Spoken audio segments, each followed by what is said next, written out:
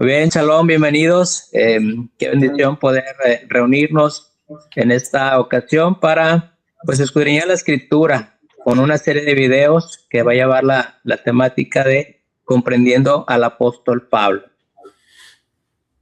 Amén, amén. Saludos también, hermanos Dani, Emilio, ¿cómo están? Muy bien, gracias al Eterno. También saludos a ustedes y va a ser un momento agradable para poder compartir ahí de la palabra del Eterno. Espero que sea de bendición para los que puedan visualizarnos posteriormente. Amén. Amén. Amén. Pues bueno, si quieres empezar, Emilio, queríamos compartir el texto, teníamos pensado compartir el texto primeramente de Pedro. Sí, vamos a ver esta cita segunda de Pedro 3, 15 al 17, porque, bueno, mismo Pedro, que vivió en el contexto, en el tiempo del apóstol Pablo, pues fíjense lo que menciona, es muy interesante. Dice el verso 15, y tener entendido que la paciencia de nuestro Señor es para salvación, como también nuestro amado hermano Pablo. Dice, según la sabiduría que le ha sido dada, os ha escrito casi en todas sus epístolas, hablando en ellas de estas cosas, entre las cuales hay algunas difíciles de entender, las cuales los indoctos e inconstantes tuercen, como también las otras escrituras, para su propia perdición. Pero dice el verso 17, así que vosotros, oh amados, dice, sabiéndolo de antemano, guardaos, no sea que arrastrados por el error de los inicuos, caigáis de vuestra firmeza, dice esta versión. Bueno, pues ¿quiénes torcían las palabras? Pues los indoctos. ¿Qué significa los indoctos? Pues aquel que no ha sido instruido. Y la pregunta es, ¿instruido en qué? Pues en la escritura, en la Torá. Sí, es lo que teníamos o lo que tenían en sus manos en este momento, que era la ley y los profetas. ¿Sí? Entonces, pues de esta manera entendemos que quienes no conocen el Antiguo Testamento, el que no se da la tarea de escudriñarlo, de investigar, bueno, pues corren este riesgo de malinterpretar, de torcer las palabras de Pablo y hacer doctrinas que hasta nuestros días pues han ocasionado muchas denominaciones, muchas iglesias. Así es. Así es, bueno, pues miren, ya habíamos hecho nosotros así detrás de cámaras un formato en el cual, bueno, pues voy a iniciar yo explicando uno de los textos también que son muy, ¿cómo decirlo?, polémicos, ¿sí? Entonces, a mí me tocó Romanos 10:4. Déjenme, se los pongo aquí, la presentación. Entonces, a mí me tocó este texto que dice, porque el fin de la ley es Cristo, para justicia a todo aquel que cree. Romanos 10:4. Entonces, la idea es que voy a compartir algunos textos tratando de explicar esto y después aquí los hermanitos me van a ayudar a complementar aquello que a lo mejor algo que yo no haya tocado o algo que ellos vean que yo no pude compartir o que no expuse. Entonces, esta es la dinámica de estos videos y bueno, acompáñenme pues y vamos a ver Romanos 10:4. Muy bien. Y para esto tenemos que entrar un poquito en contexto. Vamos a leerlo desde el primero. Dice, hermanos, ciertamente el anhelo de mi corazón y mi oración a Dios por Israel es para salvación. Porque yo les doy testimonio de que tienen celo de Dios, pero no conforme a ciencia. Y lo dice aquí, porque ignorando la justicia de Dios y procurando establecer la suya propia, no se han sujetado a la justicia de Dios. Y antes de entrar a ese versículo 4, en donde es el que estamos analizando, este versículo 3 ya nos dice mucho, porque ¿qué es lo que entendían? ¿Qué es lo que se entendía como la justicia de Dios? Hay varios textos del Antiguo Testamento, como por ejemplo podemos irnos Salmos 119, 172. Aquí nos dice, explícitamente nos dice que los mandamientos de Dios son justicia. Aquí tengo también otro versículo que es Isaías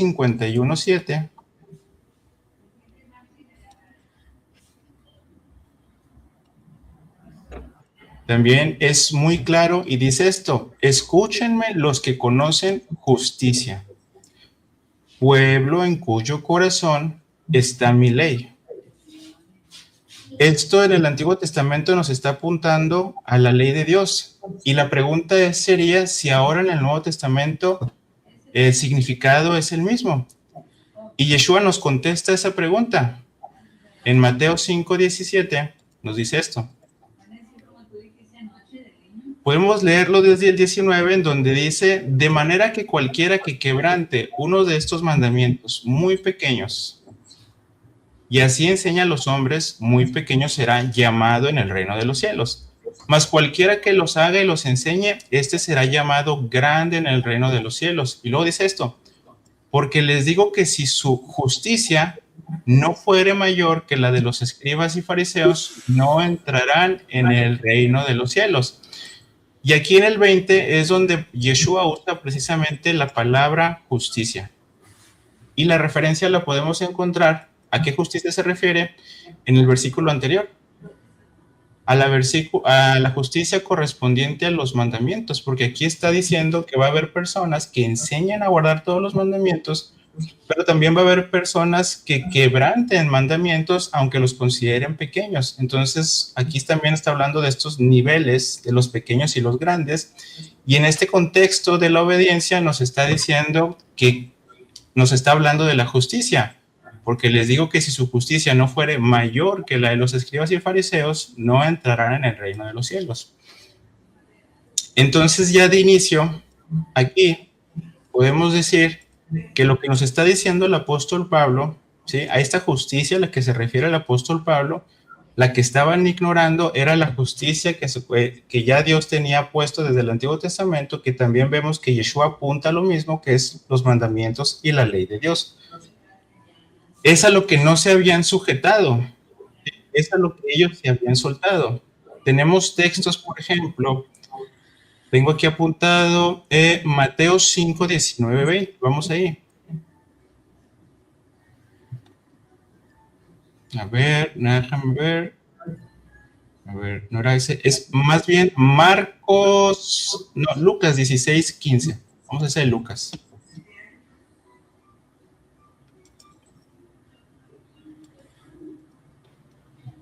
En este de Lucas es muy claro, aquí les está hablando a los fariseos, dice: y oían también todas estas cosas los fariseos que eran avaros y se burlaban de él, del Mesías. Y luego dice esto: entonces les dijo: ustedes son los que se justifican a ustedes mismos delante de los hombres. Ellos estaban justificando a ellos mismos, y ahorita vamos a ver cómo ellos se justificaban. Dice: mas Dios conoce sus corazones, porque lo que los hombres tienen por sublime delante de Dios es abominación. Tenemos, por ejemplo, en Marcos capítulo 7, esta conversación que tiene Yeshua también con los fariseos, y tenemos palabras claves, como por ejemplo en donde dice que estaban los fariseos y todos los judíos se aferraban a la tradición de los ancianos. Esta tradición de los ancianos era con lo que ellos se querían justificar delante de Dios, y lo que Dios tenía por abominación, porque como dice más adelante, ¿sí? Dice en el 7, por ejemplo, dice: pues en vano me honran enseñando como doctrinas mandamientos de hombre, porque dejando el mandamiento de Dios se aferran a las tradiciones de los hombres. Entonces esto era lo que tenía, o lo que hace mención Yeshua, que ellos se querían justificar con esto, que eso es prácticamente abominación a Dios. Entonces, cuando nosotros vemos el versículo 3, que es un versículo anterior a donde dice que el fin de la ley es Cristo, entendemos que el contexto es la desobediencia a los mandamientos de Dios. Aquí Pablo nos pone inmediatamente en contexto, bueno, pero hay que saber también qué significa, por ejemplo, la justicia, y a qué se refiere cuando dice que no se han sujetado a la justicia de Dios. Entonces, bueno, esto para entrar en contexto. Vamos a dejar al final el versículo 4 y vamos a explicarlo. Vamos a seguir leyendo. Dice: porque de la justicia que es por la ley de Moisés, escribe así: el hombre que haga estas cosas vivirá por ellas. Dice: pero la justicia que es por la fe, dice así: no digas en tu corazón, ¿quién subirá al cielo? Esto es para traer abajo a Cristo, o ¿quién descenderá al abismo? Esto es para hacer subir a Cristo de entre los muertos. Más que dice, cerca está de ti la palabra en tu boca y en tu corazón. Esta es la palabra de fe que predicamos. Que si confesáramos con nuestras bocas que Yeshua es el Señor y creyeres en tu corazón que Dios lo levantó de los muertos, serás salvo. Y lo dice, porque con el corazón se cree para justicia, pero con la boca se confiesa para salvación. Y aquí lo que podemos nosotros meditar y sacar de aquí para poder apuntar a otro texto es esta parte, donde Pablo nos dice que hay que creer en nuestro corazón que Dios lo levantó de los muertos. Yeshua mismo en Juan, con la plática que tiene con Nicodemo, Juan capítulo 3, versículo 16, dice lo mismo. Dice, porque de tal manera amó Dios al mundo que ha dado su Hijo unigénito para que todo aquel que en él cree no se pierda, mas tenga vida eterna. Y después de esto, que es lo mismo que está diciendo Pablo, de hecho la palabra creer en el hebreo es la palabra pisteo. Es la misma que usa el apóstol Pablo cuando dice que hay que creer en nuestro corazón que Dios lo levantó de los muertos. Es la palabra en griego pisteo. Entonces, podemos conectar estos dos textos, pero la respuesta que estamos buscando es precisamente lo que nos va a comentar Yeshua. Yeshua, después de que dice esto, que todo aquel que en él cree no se pierde y tenga vida eterna, nos empieza a desarrollar primeramente los que no creen. ¿Cuál es lo que piensan o qué es en lo que piensan los que no creen? Y aquí básicamente empieza en lo que está en rojito, dice, el que en él cree no es condenado. Y luego nos empieza a decir, pero el que no cree ya ha sido condenado, porque no ha creído en el nombre del unigénito Hijo de Dios. Dice, y esta es la condenación, que la luz vino al mundo y los hombres amaron más las tinieblas que la luz, porque sus obras eran malas. Porque todo aquel que hace lo malo aborrece la luz y no viene a la luz, para que sus obras no sean repetidas y no sean reprendidas. Entonces aquí básicamente nos describe a los que no creen. Y el texto en el versículo 21 nos va a decir la característica de los que sí creen. Es lo opuesto, porque Yeshua nos está describiendo los que creen y los que no creen. Entonces aquí en el 21 nos dice, mas el que practica la verdad viene a la luz para que sea manifiesto que sus obras son hechas en Dios.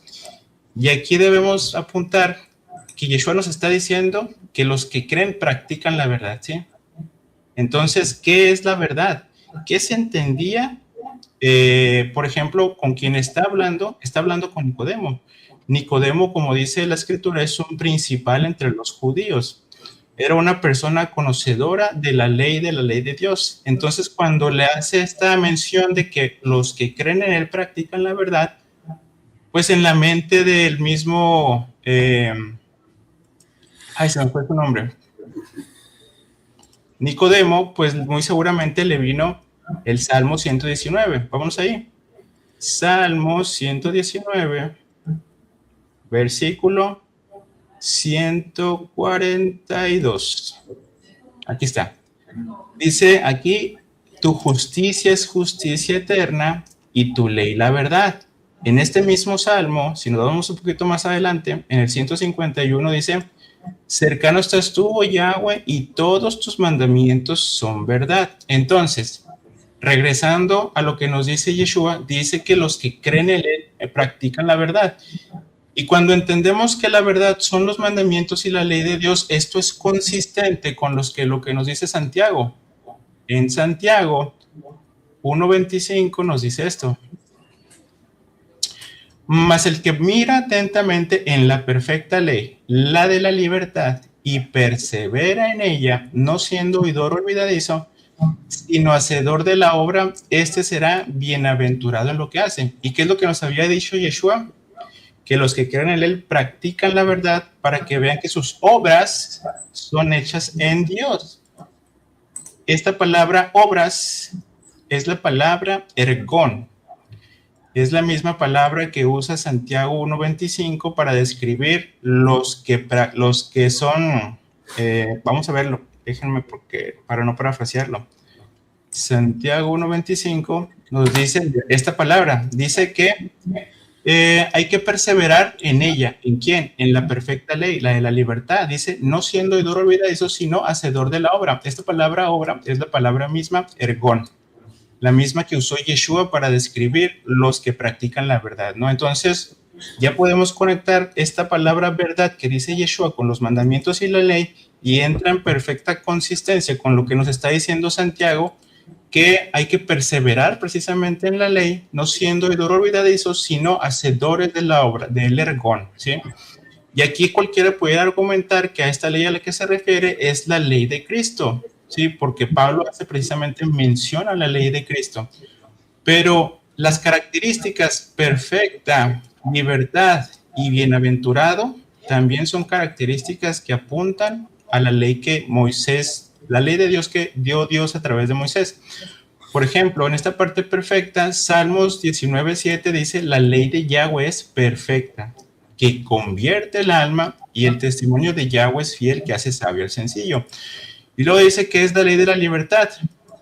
Salmos 119:44 dice, guardaré tu ley siempre, para siempre y eternamente, y dice, y andaré en libertad porque busqué tus mandamientos. Y luego en la parte final, donde dice que quien sea hacedor será bienaventurado en lo que hacen, eso también lo encontramos en el Salmo 1:1. Vamos ahí, porque eso no lo tengo aquí.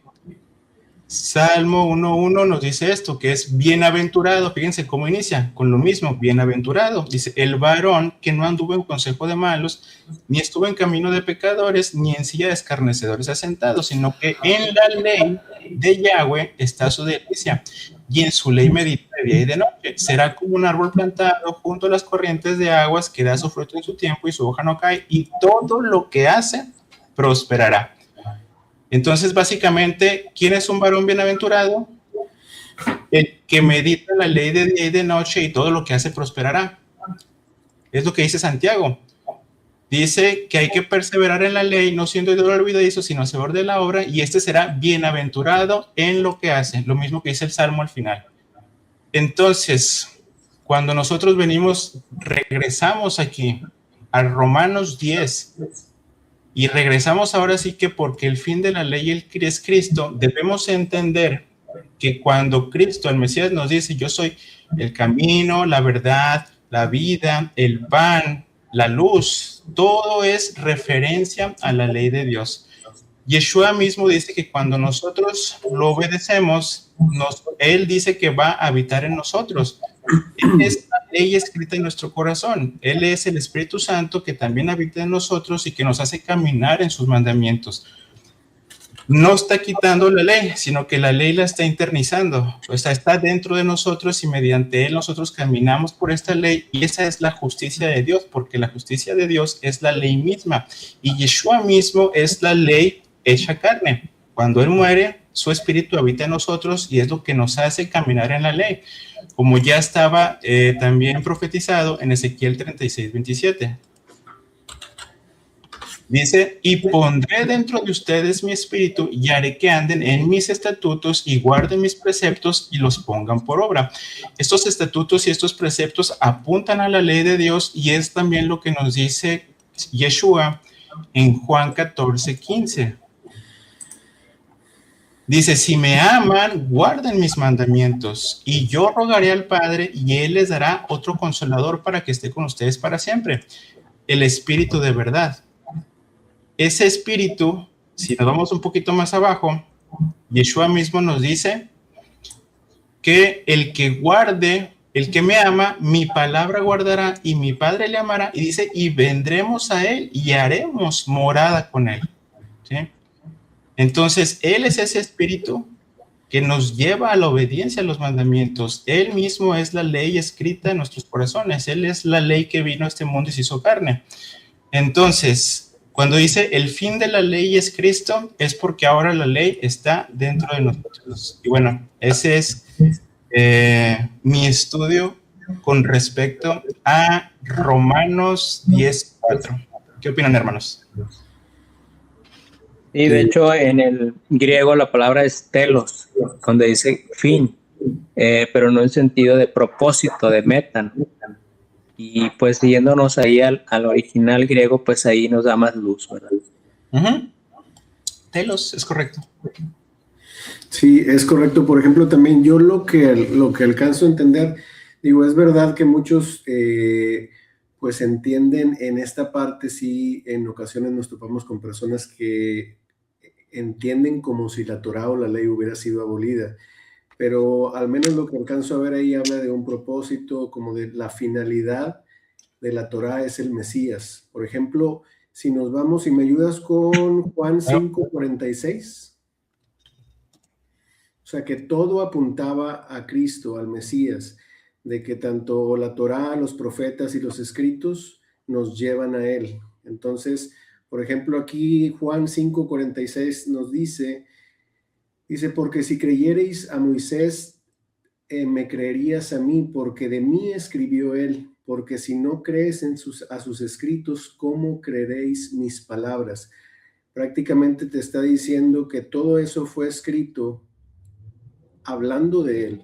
O sea, nosotros Amén. podemos encontrar al Mesías, nosotros podemos encontrar las profecías que hablan de él, nosotros podemos encontrar las fiestas que hablan de todo lo que es pues el acto de redención, o su muerte o su resurrección en la cruz, todo absolutamente en la Torá, en los profetas o en los escritos, apunta y tiene la finalidad de hablarnos del Mesías. Ahí sí me ayudas, por ejemplo, con Lucas 24:27 también, por favor. Lucas 24:27. También es Yeshua hablando y dice, y comenzando desde Moisés y siguiendo por todos los profetas, les declaraba en todas las escrituras lo que de él decían. Entonces vemos claramente cómo hablando con sus discípulos, él les hacía ver cómo en la Torá, en los profetas y en los escritos estaban o fueron escritos con un propósito, hablar y revelar al Mesías. Nosotros que ya lo conocemos a él o nosotros que ya nos ha sido revelado, pues lo podemos encontrar en todo lo que es el Tanaj. Tal vez algunos vean historias, algunos vean pues todo lo que es la Torá de manera textual, pero si tenemos o si es quitado ese velo que es removido cuando llegamos al Mesías, podemos encontrar o podemos darnos cuenta que todo habla de él, ¿no? Entonces, en estos dos versículos yo alcanzo a ver cómo pues la Torá y todo lo que es el Tanaj es el fundamento para llevarnos a él, que es prácticamente lo que logro ver pues en este texto, la finalidad y el propósito que nos llevan a él. Sí, qué interesante que Pablo creía, guardaba y enseñaba, predicaba de Cristo de Yeshua por medio de la Torá. También Hechos 28:23. Ahí está muy, muy claro. Hechos 28:23. Dice, y habiéndole señalado un día, vinieron a él muchos a la posada, a los cuales les declaraba y les testificaba el reino de Dios desde la mañana hasta la tarde, persuadiéndoles acerca de Yeshua, tanto por la ley, o sea, por la Torá de Moisés, como por los profetas. ¿Sí? Entonces, Pablo les predicaba acerca de que Yeshua era el cumplimiento de lo que se había escrito en la Torá. Fíjense, ahí podemos asociar este otro versículo en donde Yeshua nos dice en Mateo 6:33. Mateo 6:33. El mismo Yeshua nos dice, mas busquen primeramente el reino de Dios y su justicia, y todas estas cosas serán añadidas. ¿Qué es lo que enseñaba Pablo? Dice que testificaban el reino y les enseñaba y les testificaba el reino de Dios. ¿Y qué era lo importante de testificar el reino de Dios según Yeshua? La justicia, su justicia. Hace rato les estaba compartiendo estos versículos en donde veíamos cómo la justicia apunta a la ley y los mandamientos de Dios. Cuando Yeshua nos dice que hay que buscar primeramente el reino de Dios y su justicia, pues apunta a los mandamientos y la ley de Dios. Entonces, cuando dice que Pablo también testificaba el reino de Dios, pues también está apuntando no solamente al reino en general, sino también a la justicia, que es lo más importante. que es lo mismo que Yeshua nos dice en Mateo 7:21, dice, no todo el que me dice Señor, Señor entrará en el reino de los cielos, sino los que hacen la voluntad. Entonces, lo mismo que decía en Mateo 5:20, que los que apenas van a entrar, los que su justicia sea mayor que la de los escribas y fariseos. Entonces, la justicia tiene ese propósito de que nos da la entrada al reino de Dios. Entonces, cuando dice que Pablo testificaba el reino de Dios, pues también está apuntando a lo más importante de ese reino de Dios, que es su justicia, ¿no? Porque es lo que te permite la entrada precisamente a ese reino. ¿Cómo ven? Sí, está muy claro, ¿verdad? Los textos siempre apuntan y confirman el propósito de la Torá, de la ley, y el cumplimiento en Yeshua. Así es. Todo se trata. Perdón. Muy bien, pues el siguiente texto, no sé si Ani, si quieres o lo doy yo.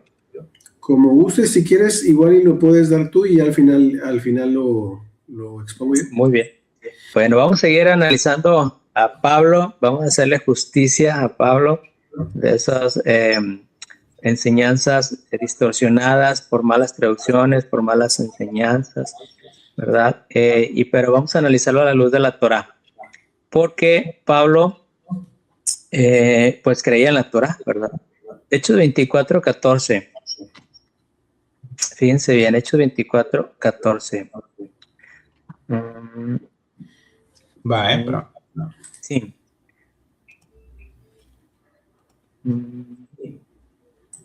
Dice, por esto, estamos ahí, ¿verdad? Sí. Hechos 14 dice, sin embargo, en esta versión dice, por eso te confieso que según el camino que ellos llaman herejía, ¿sí? De hecho, pues esto no es nuevo, ¿no? Ya Pablo por guardar Torah le llamaban hereje, ¿sí? Dice, así sirvo al Dios de mis padres, creyendo todas las cosas que en la ley de los profetas, que en la ley y en los profetas están escritas. Él creía y estaba de acuerdo con todo lo que la Torá, la ley, ¿verdad? Pues había escrito y, insisto, enseñaba, predicaba a Yeshua. Fíjense este texto, Romanos 7:6. Sacándolo de contexto, pues pudiera parecer nuevamente que la ley está abolida, que es un yugo, que es una carga difícil de llevar. Romanos 7:6 es lo que vamos a analizar. Dice, pero ahora estamos libres de la ley por haber muerto para aquella que estábamos sujetos, de modo que sirvamos bajo el régimen nuevo del espíritu y no bajo el régimen viejo de la letra, ¿sí? Si sacamos, insisto, de contexto, pues pareciera, ¿verdad?, que ya no tenemos que guardar la ley, que es una carga, que es esclavitud, pero vamos a analizar el contexto, ¿sí? Y el contexto es, bueno, Romanos 7 del 1 al 6, pero a veces el contexto no solamente es el capítulo o el libro, sino que en este texto vamos a analizar todo el antiguo pacto, ¿sí? Que va de la mano para entender lo que Pablo quiso decir. Y empieza diciendo Pablo algo en el verso 1, y de ahí partimos. Romanos 7:1. Fíjense, dice, ¿acaso ignoráis, hermanos? Pues hablo con los que conocen la ley, ¿sí? De ahí parte todo, ¿no? Pablo empieza y aclara que solamente a los entendidos en leyes. De hecho, ahí la traducción en el griego quita el artículo la y solamente dice en leyes, ¿sí? Hablo con los que conocen leyes, ¿sí? Entonces es necesario conocer la Torá y saber de leyes para entender lo que Pablo quiere decir. Bueno, en este caso habla de la ley del matrimonio.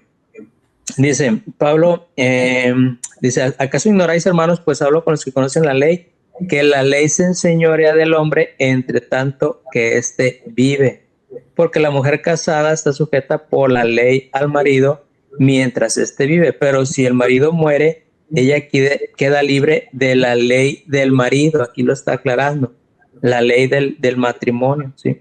Así que si en vida el marido se uniere a otro varón, será llamada adúltera, pero si su marido muriere, es libre de esa ley. ¿De cuál ley? Bueno, de la ley del matrimonio. De tal manera que si se uniere a otro marido, no será adúltera. ¿Sí? Entonces, Pablo aclara y habla específicamente de la ley del matrimonio. Hace una analogía del matrimonio para dar esta enseñanza. Entonces, no está diciendo que no estamos sujetos a la ley de la Torá, porque estaría contradiciendo con los pasajes que ya acabamos de leer. ¿Sí? Entonces, se refiere específicamente a esta ley del matrimonio. Es necesario entenderla, es necesario conocer la Torá para saber realmente de qué se trata. ¿Sí? Entonces, cuando el marido muere, la esposa, ¿sí?, que ha cumplido su voto, ya no está más sujeta a la ley del matrimonio. Ahora es libre de esa ley. ¿Sí? Y bueno, es necesario conocer la historia del pueblo de Israel, el plan de Dios, nuestra identidad en el Mesías para poder entender esta porción, este capítulo 7. De hecho, esta porción de la semana Vayesef, que se traduce y habitó, ¿verdad?, en la tierra prometida, bueno, nos habla precisamente de cómo Israel llegó a ser nación y nos cuenta la historia de José, ¿verdad?, y cómo Jacob le dio la bendición a su hijo menor Efraín, ¿sí?, y le dio esa promesa que le había dado a Abraham y le dijo, de tu descendencia se formará multitud de naciones, los Melo Hagoyim, ¿sí?, lo que más tarde Pablo también nombra como la plenitud de los gentiles. Qué interesante todo esto. Entonces, el pueblo de Israel había sido una sola nación, conocemos la historia, pero insisto, es necesario poder recapitular para poder entender realmente esta alegoría. Sabemos que ya en los tiempos de Salomón se divide en dos: el reino del norte, casa de Israel, pero también llamada casa de Efraín, con 10 tribus.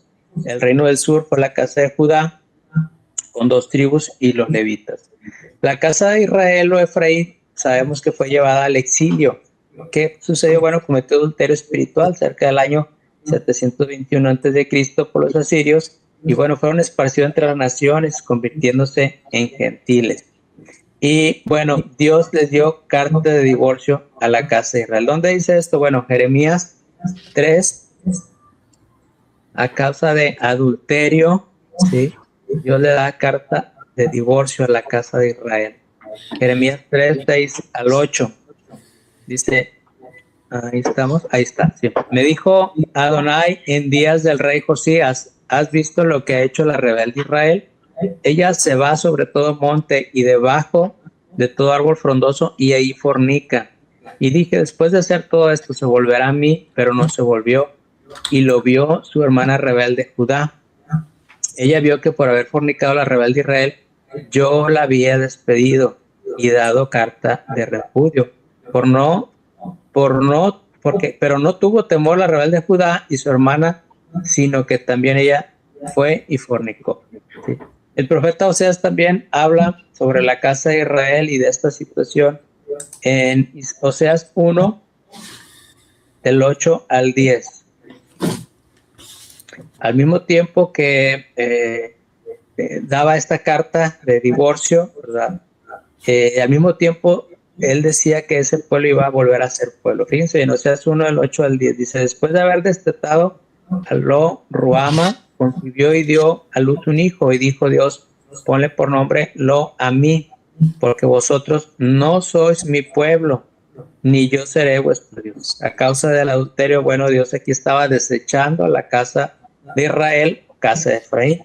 Pero dice el verso 10, ahí mismo, un verso después, dice, con todo, será el número de los hijos de Israel como la arena del mar, que no se puede medir ni contar. Y en el lugar en donde les fue dicho, vosotros no sois pueblo mío, les será dicho, sois hijos del Dios viviente. ¿Sí? Pero a ver, ¿cómo sería posible si la ley del matrimonio que está citando Pablo no lo permite? Sí, porque ya le había dado carta de divorcio. Fíjense, Deuteronomio 24, del 1 al 4. ¿Dónde encontramos esto? Bueno, la Torá es muy clara. Deuteronomio 24, 1 al 4 dice, cuando alguno tomare mujer y se casare con ella, si no le agradare por haber hallado en ella alguna cosa indecente, le escribirá carta de divorcio y se la entregará en su mano y la despedirá de su casa, y la salida de su casa podrá ir y casarse con otro hombre. Pero si la aborreciera este último y le escribiere carta de divorcio, y se la entregara en su mano y la despidiera de su casa, o si hubiera muerto el postrer hombre que la tomó por mujer, no podrá su primer marido que la despidió volverla a tomar para que sea su mujer. Aquí está esta situación, ¿verdad? Después de que fue envilecida, dice, porque es abominación delante de Adonai, y no has de pervertir la tierra que Adonai tu Elohim te da por heredad. Fíjense bien el profeta Jeremías. Sin embargo, ahí Dios dice en Jeremías 3:1. Jeremías 3:1. Dicen, si alguno dejara a su mujer y yéndose esta de él se juntare a otro hombre, volverá a ella más. No será tal tierra del todo amancillada. Tú pues has fornicado con muchos amigos más. Vuélvete a mí, dice Adonai. ¿Sí? Pero ¿cómo Dios puede volver a tomar como esposa a Israel si le acaba de dar carta de divorcio?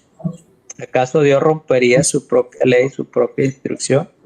O bueno, es un plan perfecto que se cumpliría a través de Yeshua. Y de esto se trata, esto es lo que trata Pablo de explicar.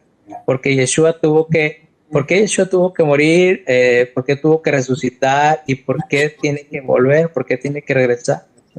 Entonces, Dios escoge a un experto de la Torá, así empieza Pablo diciendo, hablo con los que conocen de leyes, ¿sí? Para poder explicarlos y poder decir a la casa de Israel cómo es posible poder volver al pacto. ¿Sí? Entonces, volvemos ahí Romanos 4:7, 4 al 5. Romanos 7, 4 al 5. Dice, así también vosotros, hermanos míos, habéis muerto a la ley. ¿Sí? ¿A cuál ley? Bueno, ya estamos claros, ¿verdad? Que la ley del matrimonio mediante el cuerpo de Cristo. ¿Para qué? Para que seáis de otro. ¿De quién? ¿Quién va a ser el nuevo esposo? Del que resucitó de los muertos. ¿Sí? A fin de que llevemos fruto para Dios, porque mientras estábamos en la carne, las pasiones pecaminosas que eran por la ley obraban en nuestros miembros llevando fruto para muerte. Entonces, Dios se manifiesta en forma de hombre, muere, ¿sí? Dejando libre a la esposa de la ley del matrimonio, y entonces a través de esto, a través del sacrificio de Yeshua, hemos sido libertados del pecado, ¿sí? Anulando el acta, los decretos que había en contra nuestra, como lo dice Efesios. Ahora, nosotros como Israel, que hemos tenido este entendimiento, podemos volver al pacto, ¿sí? Como pueblo de Israel, y volver a casarnos con el esposo, ¿sí? Yeshua resucitó y volverá para celebrar las bodas del Cordero. Fíjense en Apocalipsis 19:9.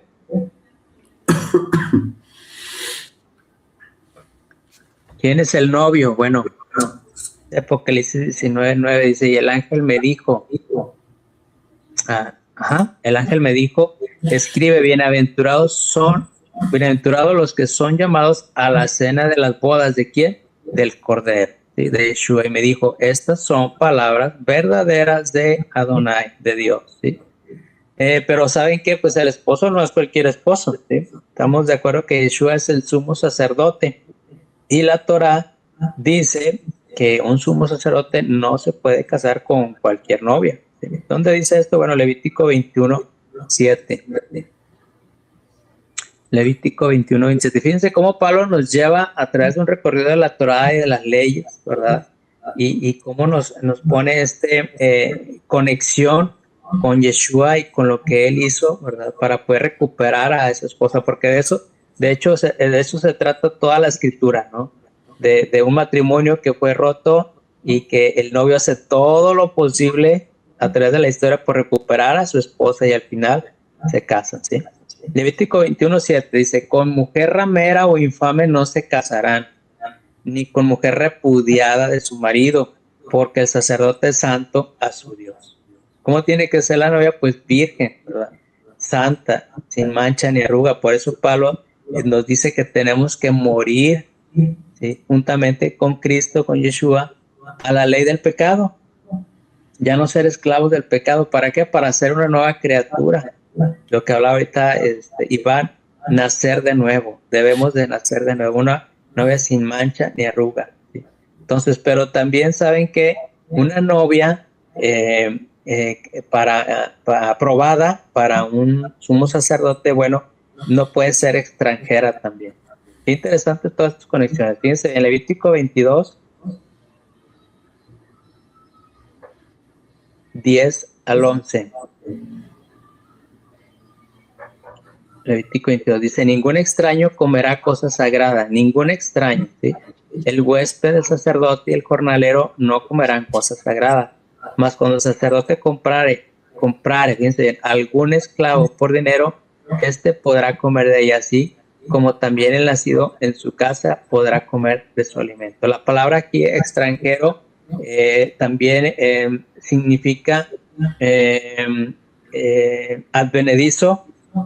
Extraño, perdón, la palabra extraño significa advenedizo o extranjero, ¿sí?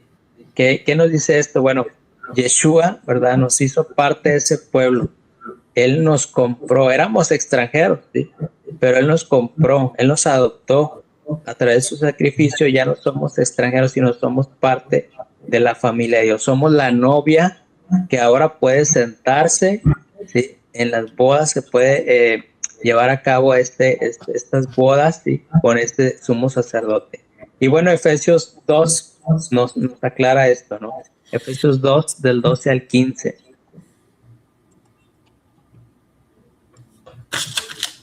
Dice: por tanto, acordaos que en otro tiempo vosotros gentiles en cuanto a la carne eran llamados sin circuncisión por la llamada circuncisión hecha con mano en la carne. En aquel tiempo, habla tiempo pasado, y estabais sin Yeshua, sin Cristo. ¿Cómo es alguien alejado de Cristo? Bueno, alejados de la ciudadanía de Israel y ajenos a los pactos de la promesa, sin esperanza y sin Dios en el mundo. Pero ahora en Cristo Jesús, en Yeshua, vosotros que en otro tiempo estaban lejos, bueno, habéis sido cercanos, hechos cercanos por la sangre de Yeshua. No hay otra manera que podamos ser parte de esa novia, ¿verdad? Y llevar a cabo esa boda, sino a través del sacrificio de Yeshua. Porque dice el verso 14, Él es nuestra paz, que de ambos pueblos hizo uno, derribando la pared intermedia de separación, aboliendo en su carne las enemistades, la ley de los mandamientos expresados en ordenanzas. No está aboliendo la Torá, ¿sí? Sino esa acta de decretos que apuntaba, ¿verdad?, a nuestro pecado y que por consecuencia era la muerte. Dice: para crear en sí mismo de los dos un solo y nuevo hombre, haciendo la paz. Y Efesios 2:19 dice: ya no sois extranjeros, ¿sí? Ya ahí encontramos esta palabra, no son extraños, sí, ni advenedizos, sino conciudadanos de los santos y miembros de la familia de Dios, ¿sí? Pablo también en 1 Corintios 6:20 dice: porque habéis sido, 1 Corintios 6:20,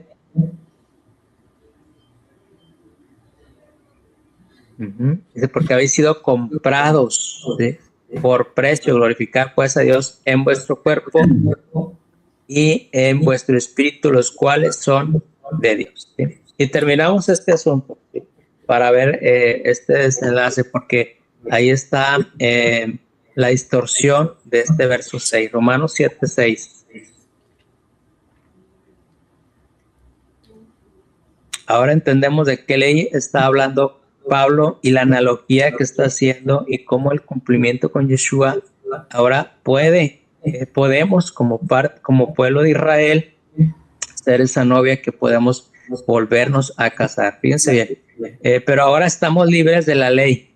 ¿Sí? ¿De cuál? Bueno, de la ley del matrimonio, por haber muerto para aquella en que estábamos sujetos, de modo que sirvamos bajo el régimen nuevo del espíritu y no bajo el régimen viejo de la letra.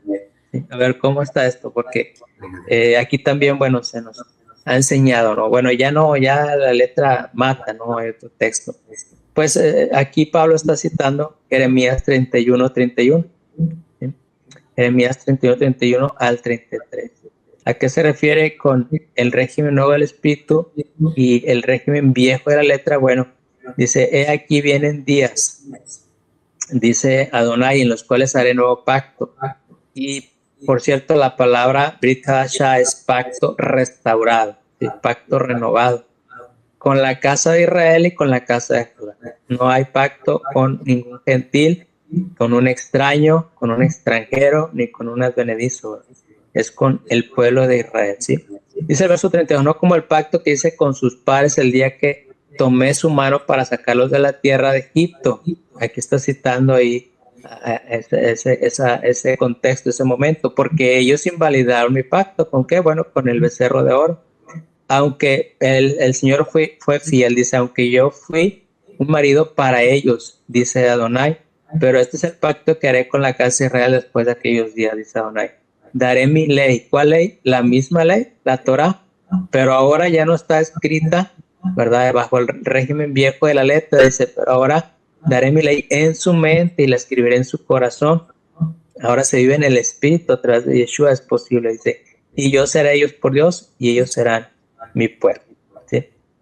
Entonces, queda claro, ¿verdad? Aquí a qué se refiere. Está hablando de la ley, ¿verdad?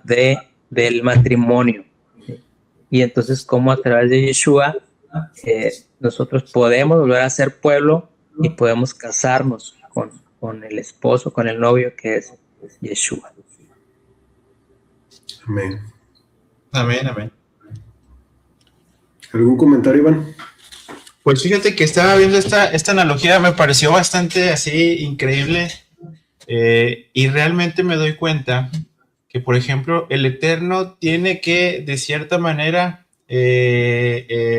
morir para no transgredir su misma Torah, y cuando el Mesías viene, no solamente el marido tiene que morir, sino que la novia tiene que nacer de nuevo.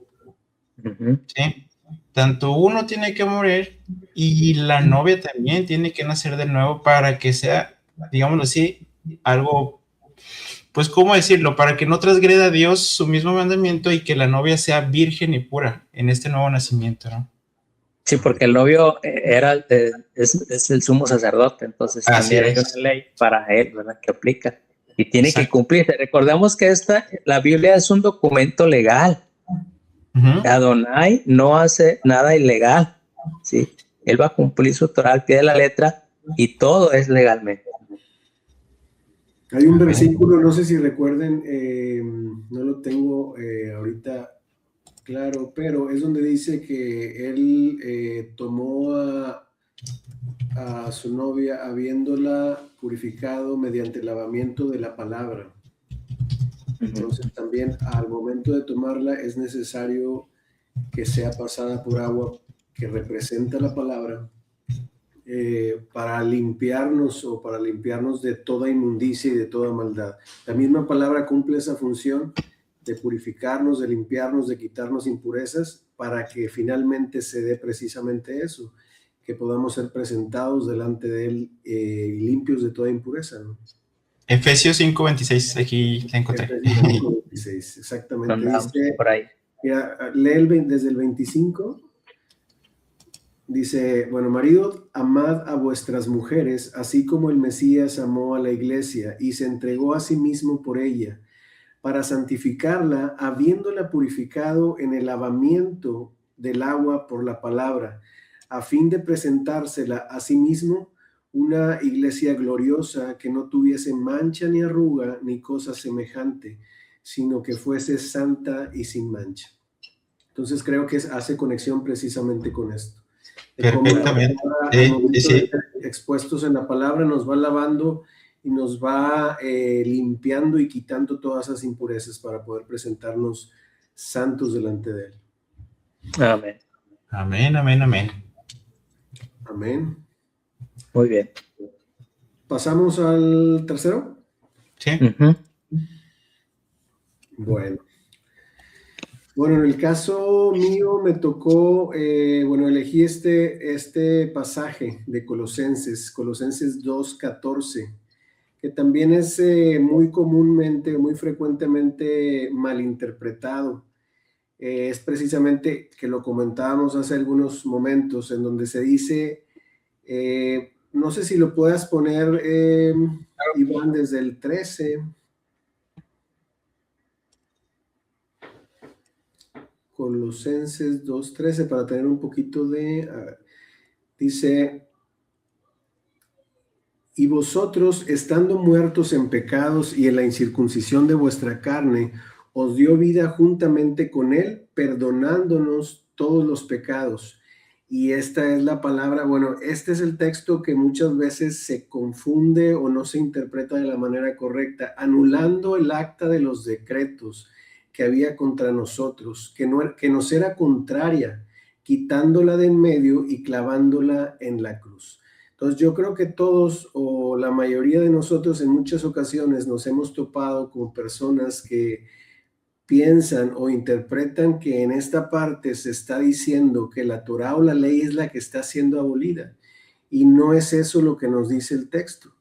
Lo que es el acta de los decretos, lo que nos habla es de un documento legal precisamente, pero por las infracciones que habíamos cometido o por las violaciones a la Torá. Entonces, si me puedes apoyar, Iván, con el slide que te compartí. Aquí sí. Puse una lista, como estamos hablando de términos legales, puse una lista de varios pasos de un proceso legal en los que podemos comprender un poquito más este concepto.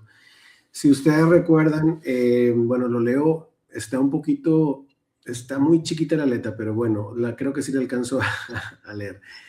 Inicialmente, como todos sabemos, existe lo que es un pacto y una ley que se dio en el Sinaí, que está en Éxodo 24:7.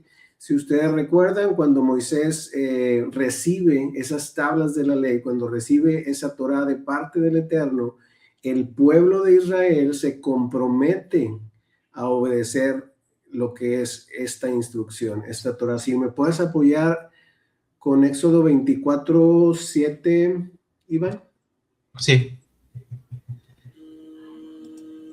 Igual y lo leemos para que nos quede un poquito más claro.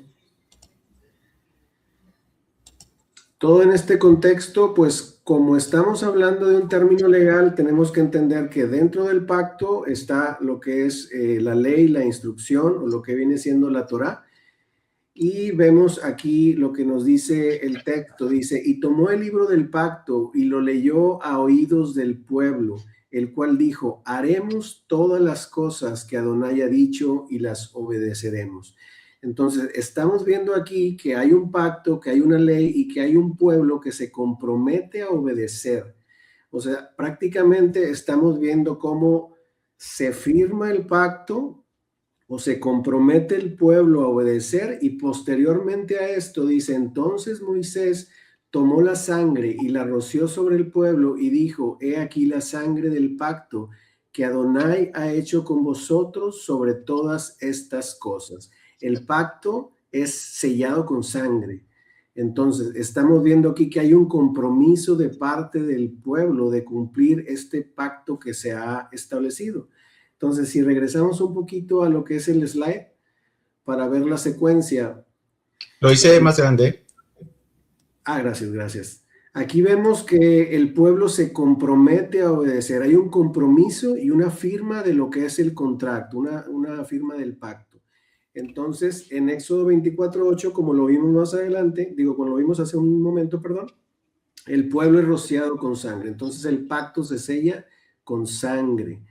Después de esto, ¿qué sucede más adelante? ¿Qué sucede después de que la Torá, después de que la ley, después de que el pacto es dado a Moisés para el pueblo de Israel?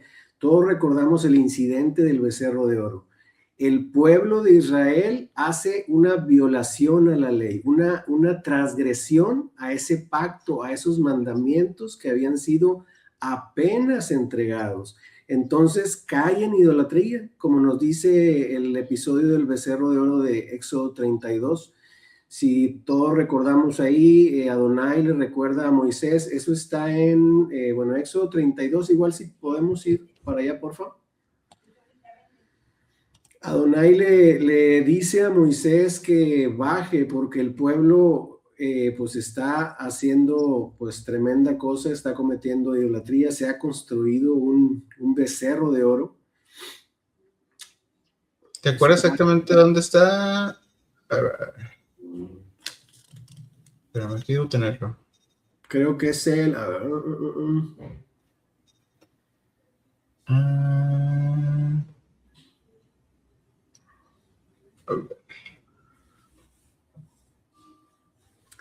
Bueno, la idea principal es de que el pueblo... Ya está. Muy bien. Dice, entonces todo el pueblo apartó los arcillos de oro que tenían en sus orejas y las trajeron a Aarón. Y él los tomó de las manos de ellos y les dio forma con buril e hizo de ellos un becerro de fundición. Entonces dijeron, Israel, estos son tus dioses que te sacaron de la tierra de Egipto. Y viendo esto, Aarón edificó un altar delante del becerro y pregonó Aarón y dijo, mañana será fiesta para Adonai. Entonces estamos viendo aquí una clara violación a la ley, una clara transgresión de lo que se habían comprometido. Están prácticamente en pecado de idolatría y no sé si recuerden, pero este tipo de transgresión no tenía manera de expiarse a través del tabernáculo. O sea, este era un pecado grave que pues la paga era la muerte, ¿no? Entonces aquí no sé si lo tengan en mente, pero lo que hace Moisés es que intercede por el pueblo. Aquí vemos una clara figura profética de lo que iba a suceder posteriormente con Yeshua. Intercede con Adonai y le dice, Padre, si es posible, perdona su pecado, o si no, bórrame a mí del libro de la vida. Prácticamente él se está poniendo su vida, si es posible, para que el Padre la acepte como expiación, pero después sucede que se toma una decisión y algunos se comprometen a obedecer y otros sí son pues prácticamente cortados del pueblo. Pero lo que quiero resaltar un poquito aquí es lo que Moisés menciona, de que él intercede, se pone como intercesor, se pone como mediador, se pone como abogado delante del Padre e incluso pone su vida diciendo que si es necesario, borre su nombre del libro de la vida. Es una clara referencia o una profecía que nos apunta a Yeshua directamente de lo que él vendría a ser por nosotros. Entonces, bueno, hasta este punto tenemos al pueblo cometiendo idolatría, acaba de transgredir la Torá, acaba de quebrar los mandamientos. Entonces, ¿qué sucede aquí? Con lo que es la transgresión y la violación, se establece un acta o un documento legal, que es precisamente lo que nos dice este versículo que acabamos de leer, que era Colosenses 2:14, si no me equivoco. ¿Qué es este documento legal? Es un registro de las transgresiones. Prácticamente como hay un documento legal, bueno, hay una ley, hay un pacto, todo lo que nosotros hacemos que transgrede o viola esta ley, pues cuenta como transgresión. Entonces es un acta de acusaciones en nuestra contra. Es una evidencia escrita en contra del acusado, en contra del que viola o transgrede la Torá. Entonces es de este documento del que habla este versículo. ¿Qué hizo Yeshua? Yeshua lo que hizo fue de que clavó en la cruz el acta de las transgresiones, de las acusaciones, las evidencias que había en nuestra contra, las clavó en la cruz y fue las que pagó en nuestro lugar. Pero bueno, vamos a seguir con la siguiente, con el siguiente parte del proceso, que después de que hay transgresiones y hay un registro y hay un documento legal, pues hay una sentencia. Entonces el pueblo, después de haber transgredido y haber este documento legal, pues es declarado culpable. Romanos 6:23, ¿qué nos dice? Si me puedes apoyar, Iván. Dice, porque la paga del pecado es la muerte, mas la dádiva del Eterno es vida eterna en el Mesías Yeshua, nuestro Señor. Todos sabemos que lo que es el pecado es la transgresión a la Torá. Entonces, esa paga de transgredir la Torá, de violar la Torá, es la muerte. La sentencia que merecíamos, la sentencia que el pueblo se había hecho acreedor, era precisamente esto, la muerte. ¿Qué sucede después de esto? Hay un abogado, hay un representante legal que se presenta, que toma en sus manos, o precisamente lo que habla Colosenses 2:14, es nuestro intercesor, es nuestro sustituto penal, hablando en términos legales, o hablando en términos ya de lo que es el tabernáculo, es nuestro sacrificio expiatorio, es el cordero sustituto que toma nuestro lugar, que carga la culpa de nosotros y que paga por nuestras transgresiones. Entonces, prácticamente lo que Yeshua hace es que intercede delante del Padre y Él pone su vida como sustituto para el pago de la culpa, bueno, de la muerte que nosotros merecíamos. Si puedes ampliar un poquito más la imagen, Iván, para verla igual completa, al cabo ya falta poquito. No, verla, si quieres, completa. Sí, prácticamente puse, bueno, lo que es el corderito como sustituto de expiación, que es el lugar que tomó Yeshua en nuestro lugar. Es a lo que apuntaba precisamente la profecía, desde cómo lo vemos en Isaías 53, como era un cordero que cayó, que no abrió su boca, que cargó nuestros pecados, nuestras rebeliones, y que fue puesta su vida para expiación de nuestros pecados. Entonces, desde Isaías ya veíamos que un siervo vendría a cargar por todas nuestras transgresiones. Después, posteriormente, Juan el Bautista lo reconoce y dice, he aquí el Cordero de Dios que quita el pecado del mundo, que es ese Cordero sustituto que vendría a pagar por nuestras culpas, nuestras transgresiones. Después de que Él paga, después de que Él pone su vida, después de que Él sustituye o pone su cuerpo como sustituto y carga con nuestras culpas, nosotros, el veredicto, nosotros somos declarados inocentes. Después de esto, el acta de los decretos es anulada y la deuda es pagada. Lo que nos dice Romanos 8:1, si me puedes apoyar, Iván, para leer igual completo.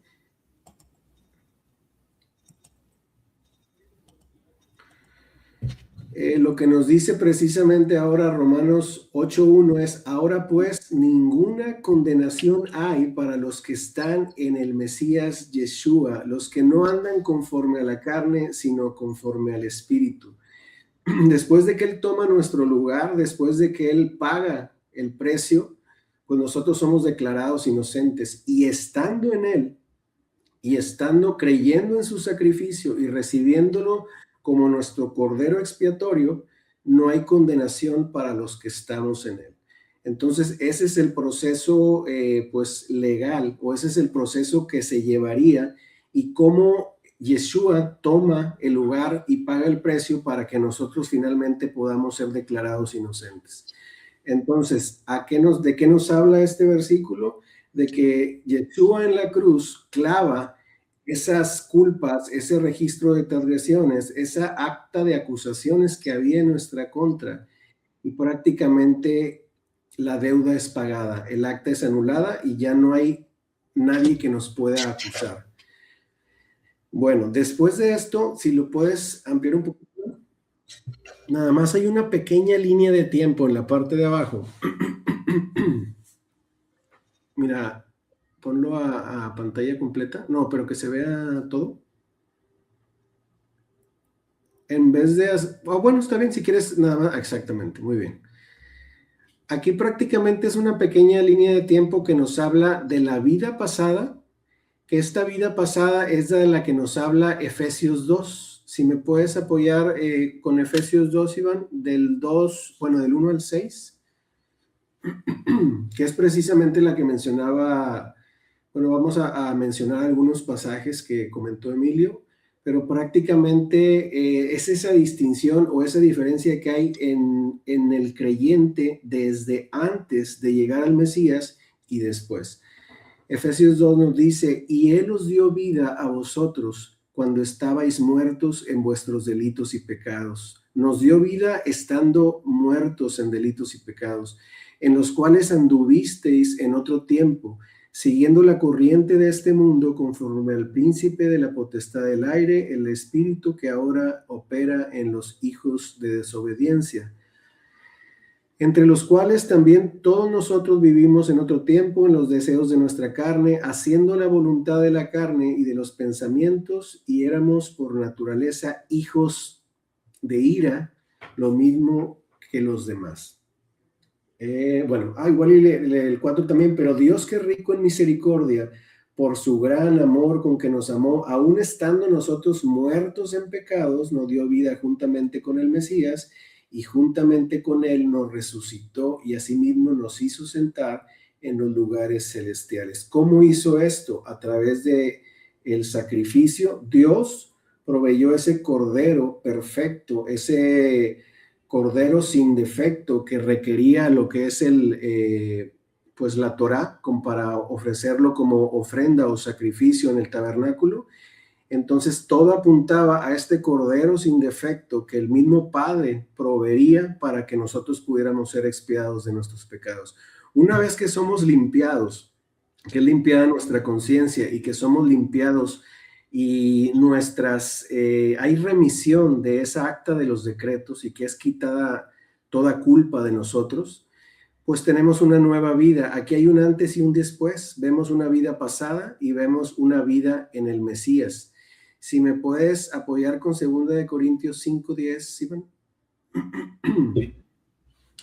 Muchos comentan, es muy común escuchar a las personas que comentan que una vez que las personas llegamos al Mesías, somos salvos, que ya no hay nada de qué preocuparse, que estamos seguros. Incluso en el Nuevo Testamento leemos que nos dice que ninguna cosa creada podrá separarnos del amor del Mesías, y es verdad, pero es condicional, tenemos que permanecer en el pacto. O sea, es verdad que ni los poderes del infierno, ni los ángeles, ni las cosas más terribles nos van a separar de su amor, pero la condición es permanecer en el pacto. Lo que dice 2 Corintios 5:10 nos dice, porque es necesario, no leo por el logo de Stringer, dice, porque es necesario que... ya, gracias. Porque es necesario que todos nosotros, comparezcamos ante el tribunal del Mesías, para que cada uno reciba según lo que haya hecho mientras estaba en el cuerpo, sea bueno o sea malo. Una vez que llegamos al Mesías, una vez que somos parte de ese cuerpo del Mesías, vamos a ser juzgados al final por las cosas que hayamos hecho, sean buenas o sean malas. No es de que ya llegamos y de que no pasa nada, sino que realmente tenemos que permanecer en su voluntad, tenemos que caminar en sus mandamientos, tenemos que llevar una vida apartada de toda impureza, de toda maldad, de todo pecado, caminar en su voluntad para poder presentarnos a él pues dignos, ¿no? Y al final en el juicio poder ser librados y entrar para siempre con él. Pero si hay un juicio en el que nuestra vida va a ser examinada, entonces es necesario que realmente valoremos este sacrificio que fue presentado o que fue provisto por el Padre, y que realmente entendamos lo que él hizo y cómo pagó por lo que nosotros merecíamos, y que valoremos esta salvación o valoremos esta nueva oportunidad que el Padre nos ha dado para retornar y ser parte de la familia. Termino con Hebreos 10, del 26 al 29. Si me puedes apoyar, Iván. Que dice, porque si pecáramos voluntariamente después de haber recibido el conocimiento de la verdad, ya no queda más sacrificio por los pecados, sino una horrenda expectación de juicio y de hervor, de fuego que ha de devorar a los adversarios. El que viola la ley de Moisés por el testimonio de 2 o 3 testigos muere irremisiblemente. ¿Cuánto mayor castigo pensáis que merecerá el que pisoteare al Hijo de Dios y tuviere por inmunda la sangre del pacto, en la cual fue santificado e hiciera afrenta al Espíritu de gracia? Con este pasaje pues concluyo, y con el propósito de que entendamos que es muy importante valorar ese sacrificio, caminar en su voluntad, permanecer en el pacto, y realmente que nuestra vida tenga evidencias o que nuestras obras de justicia realmente apunten o comprueben esa fe de la cual decimos profesar, ¿no? Que el Mesías pues nos ha permitido realmente llegar a ser parte de la familia del Eterno y del pueblo de Israel. Con esto concluyo. No sé si quieran agregar algo. Muy bien, muy bien. Emilio. Sí, pues está muy claro. El acta de los decretos, fíjense que hay un documento hecho por los saduceos, se llama Sefer Diserta, y incluye precisamente Deuteronomio 28, la lista de las maldiciones, ¿sí? Entonces, este es el acta de los decretos que Yeshua anuló, ¿verdad? Como ya lo explicó Dani, no en la Torah, sino esta sentencia, ¿verdad? Por los pecados. Y bueno, Yeshua lo anuló en ese sacrificio perfecto. Fíjense que hablando de eso precisamente, pues hay que también comentar que no es que haya anulado para todas las personas, sino realmente para los que creen en él, pero que tienen esa creencia que también pone por obra los mandamientos. Hace rato veíamos que los que no creen no vienen a la luz para que sus obras no sean reprendidas, pero que los que sí creen practican la verdad. Entonces, realmente esta cancelación, ¿sí?, de estos decretos es para los que caminan precisamente en esa verdad. No necesariamente a una persona que cree en el Mesías ya se le han anulado los decretos, porque estamos viendo, por ejemplo, eso mismo que veíamos en Hebreos, y también, por ejemplo, déjenme les comparto, ahorita que estabas platicando, me acordé de 1 Corintios 12, en donde Pablo habla de los dones espirituales. Y fíjense que uno de los dones espirituales, fíjense, aquí la Reina Valera titula dones espirituales. Aquí dice que uno de los dones espirituales dice esto, que nadie puede llamar a Jesús Señor si no es por el Espíritu Santo. O sea, una persona que lo llama Señor, que lo entiende como su Señor, es porque tiene el Espíritu, ¿sí? O sea, que tiene este don espiritual. En teoría, esa persona ya, digámoslo así, clavó Yeshua el acta de los decretos para esa persona. Pero si nosotros nos vamos a Mateo 7:21, Yeshua nos dice esto: no todo el que me dice que, ay, perdón, piensa que me lo quitó, Satanás. Dice, no todo el que me dice Señor, Señor, entrará en el reino de los cielos. Fíjense cómo es, hasta parece que es algo contraproducente, ¿no? O sea, que es contrario. Por ejemplo, Yeshua nos dice que hay que nacer de nuevo del agua y del espíritu. Cuando habla con Nicodemo, dice que los que entran en el reino tienen que nacer de nuevo del espíritu. Teóricamente, una persona que llama, como dice Pablo aquí, a Yeshua Señor, es porque es un don del espíritu. Pero vemos esto que dice Mateo 7:21, no todo el que me dice Señor, Señor, entrará en el reino de los cielos. ¿Y quiénes son los que lo llaman Señor? Sino los que tienen este don espiritual. Y luego dice esto, sino los que hacen la voluntad de mi Padre que está en los cielos. ¿Cuál es esa voluntad? El mismo apóstol Pablo nos dice, nos da una pista en Romanos 2:17 y 18. Dice, he aquí tú tienes el sobrenombre judío, dice, y te apoyas en la ley y te glorías en Dios, dice, y conoces su voluntad, e instruido por la ley apruebas lo mejor. Aquí entre estos dos textos podemos, digámoslo así, concluir que la voluntad de Dios, de la que está hablando Pablo, es precisamente la ley. Entonces cuando Yeshua nos está diciendo que no todo el que le dice Señor, Señor entrará en el reino de los cielos, sino los que hacen la voluntad de su Padre, pues está hablando también de la ley.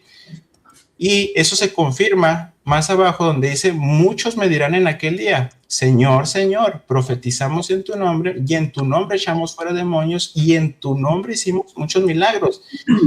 Fíjense que eso que dice es lo mismo que hace el Espíritu como un don. Dice, fíjense aquí, dice, hay diversidad de dones espirituales.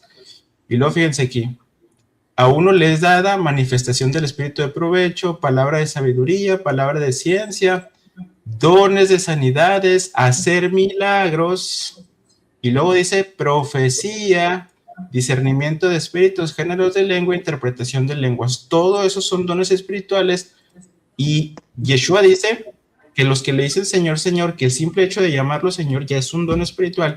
También dice que estas personas profetizan y que echan fuera demonios y que en su nombre hacen muchos milagros. Todos dones espirituales. O sea, realmente lo que te hace, digámoslo así, entrar al reino de los cielos no es tanto estos dones espirituales, sino el hacer la voluntad del Padre, ¿no?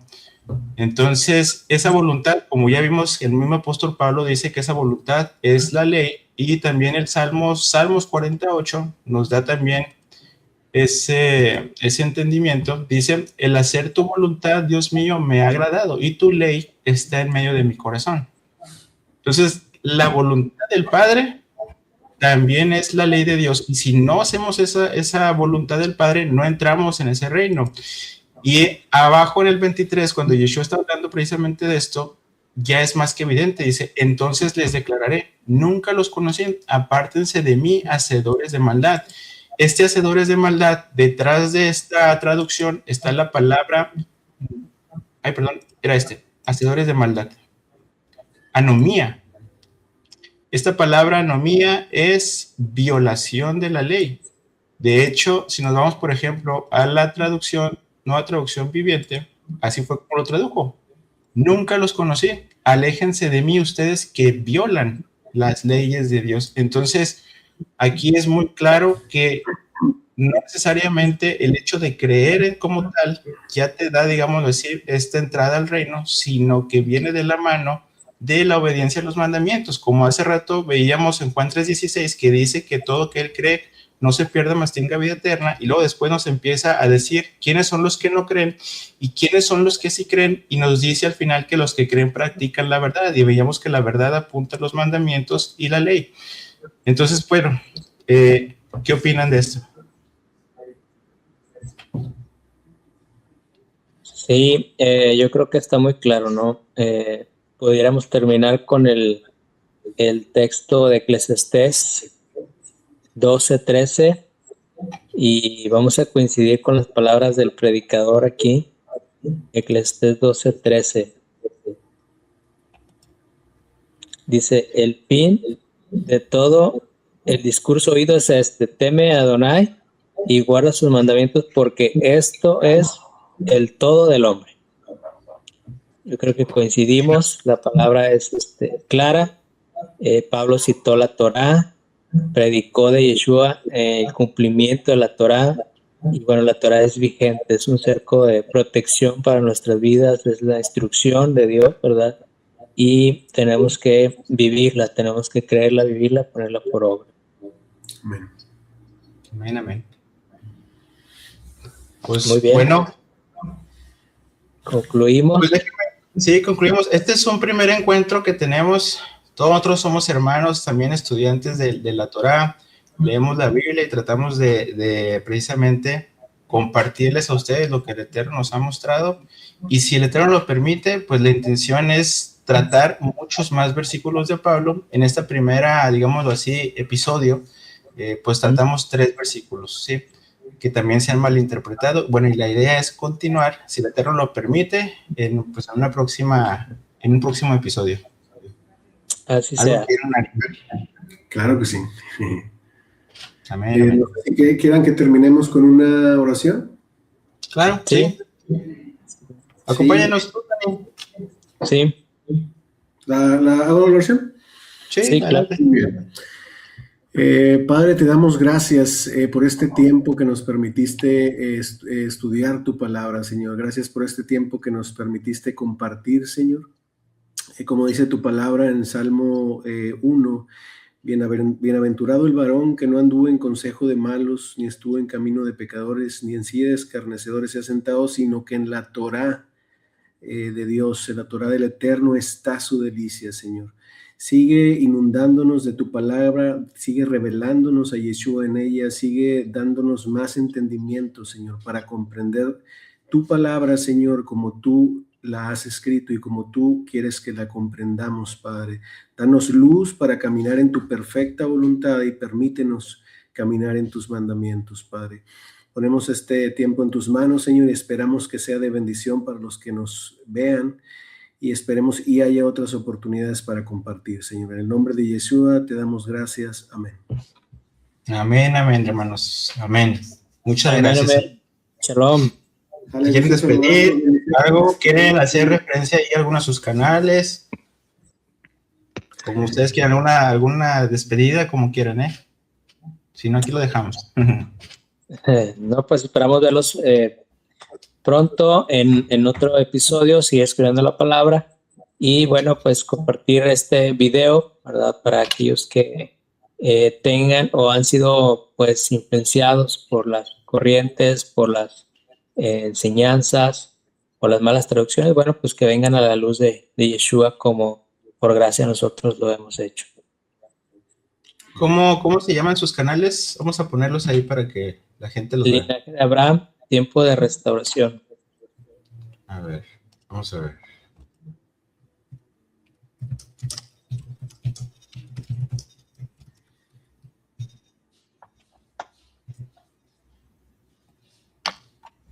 Miren aquí. Sí me ven, ¿verdad? Sí. Este es el canal de mi hermano Emilio. Entonces aquí ya tiene su contenido. ¿Y cuál es el tuyo, Dani? Es Lámparas Encendidas MX, todo junto. Mi canal es Sabiduría Manantial de Vida, y luego ya pues ahí Iván Santana. Ahí también tengo algunos videos ahí por si quieren entrar al canal, varios estudios, y bueno, los invitamos, hermanos. Y ahora sí, vamos a despedirnos. Muchas gracias, les agradecemos que nos hayan acompañado, y como dice mi hermano, si el Eterno lo permite, pues nos volveremos a juntar y seguiremos compartiendo más de su hermosísima palabra. Amén. Claro que sí, amén. Shalom, hermanos. Bendiciones. Shalom, shalom.